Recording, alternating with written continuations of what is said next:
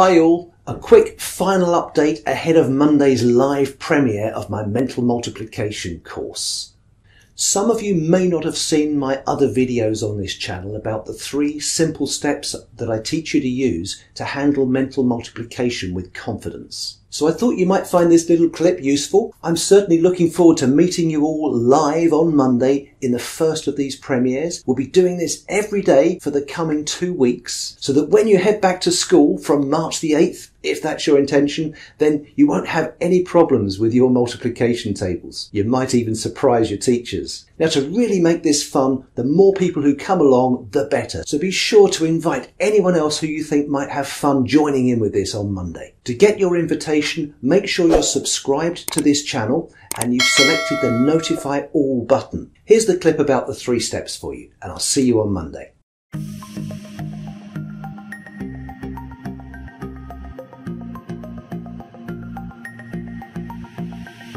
So let's have a quick look at this process using these 3 simple steps and how we apply this to solve mental multiplication problems.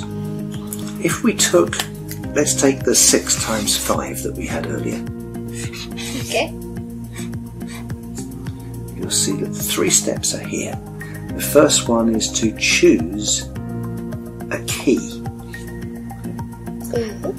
And the key is always going to be either the number on the left, or the number on the right, or the X in the middle.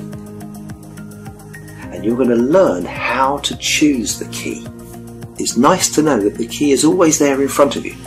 It's one of those 3 things to choose from: the number on the left, the number on the right, or the X in the middle. And when you've learned how to choose the right key, you'll be able to do that first step. The second step, once you've chosen a key, is the key itself will have a picture associated with it. Okay, yes. So for example, when we come to do, let's say, the 5 here, there's a specific picture that the 5 relates to. Yeah? Don't worry about what picture that is, but there is a picture.